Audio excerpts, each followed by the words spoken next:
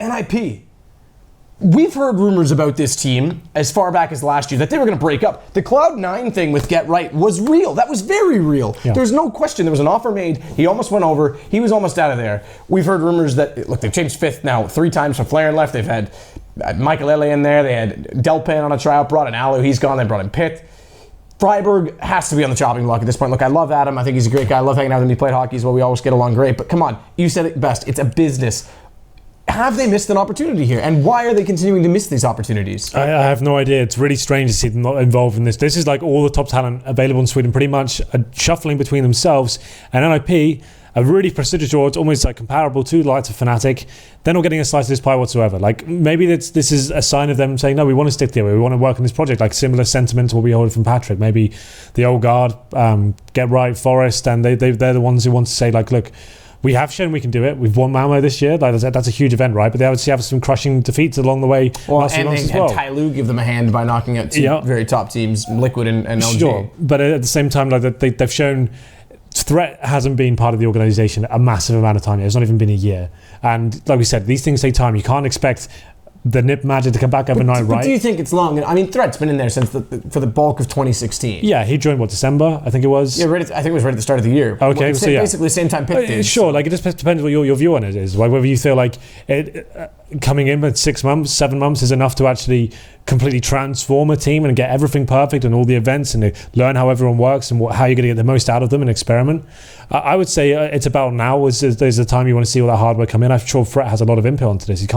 He sees what they can achieve in the practice, and he can see what they can play like. And obviously there's been some real horrible events, and then from what I've seen at the moment it's some real tricky individual plays that are going on, like players trying to make the big individual wow moments going on when they're actually in big games and it's big rounds and there's not much going on. It's a full default.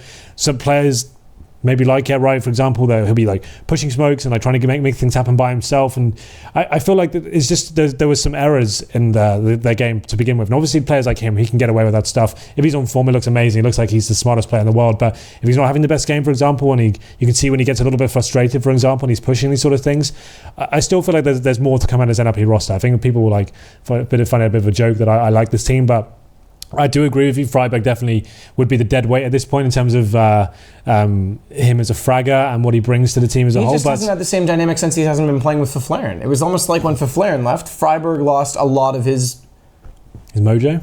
I didn't want to say it, but yeah, his mojo, basically. Yeah, I would agree. Those guys played with each other. Obviously, Freiburg, you have to understand, like he came from Source as pretty much no one. He knew Fiflaren very well. He was kind of playing around the tier 2, tier 3 Swedish kind of level, and he got an amazing break. He would put in a lot of hard work when CS:GO first came out. I think people noticed that and they saw what kind of talent he has got and the work ethic he has, and that's always been a big part of his game. He puts in a lot of hard work, and he always, to be patronising, he always tries hard, and he can be a fantastic player. He's shown that before in the beginning stages of CS:GO. He was fantastic, and he had accolades like the King of Banana, all that sort of thing.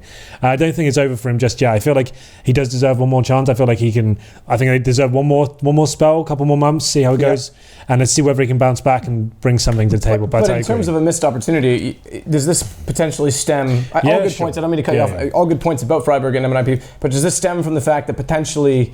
And kind of just having conversations about, with the team itself and various other people in the industry, when CS:GO was new, they were the team from Sweden that was traveling a lot. Whereas the other 10, we mentioned again, the LGB, now Fnatic, now Godsent, those 10 have always kind of mixed and mingled socially. Is it just that NiP's left out? Did they miss? Is it not even that they missed their vote now? If they hadn't made a roster change 2 years ago when they were the respected team, any one of those 10 players would have said, "Yeah, I'm there."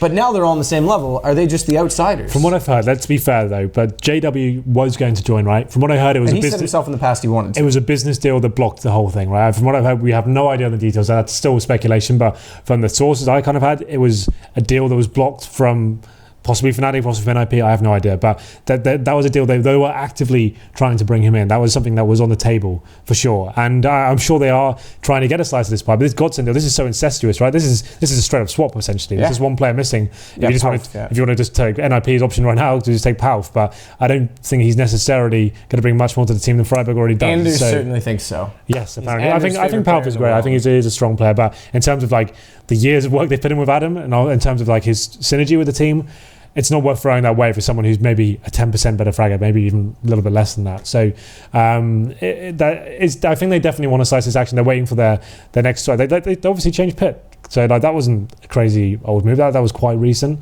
But we'll see what the future holds. This is one of the things where I'm sure the next event will be very important for NiP. They'll probably be indicative of where they're going to be going. It seems interesting that like this is kind of a comparison point. Cloud9 seems to be similar in North America, where they don't make roster changes when other people seem to, and then they have to kind of stumble into who else is available. Wade through the dregs and say what's available. Is there anyone? Exactly. Like, no offense to Pitt, I think Pitt's a decent player, but at the time of signing, he wasn't the highest on the radar. If you could take anyone in Sweden, he wouldn't have been your first choice. No offense. Well, he was playing in America before. You remember Winterfox? Like he was okay. Like I remember after my first SIVA event, I cast him, and I was expecting big things from this lineup. Devil Walker's there as well, and it was a very underwhelming project. Like you could see, Pitt was probably the best player within that team, and he did deserve more. But it wasn't like, wow, this guy is like, when you watch like these other superstars and other teams, I'm not going to mention the big names, everyone knows who they are, but you wouldn't say that this guy's the next big thing. Like he's crazy, he's nuts. Like he was just a very good aimer, just a good CS player, right? And he still brings that to the table. He has some really big games, and he does provide a lot of frags. Yeah, he provides a lot of frags for the team, but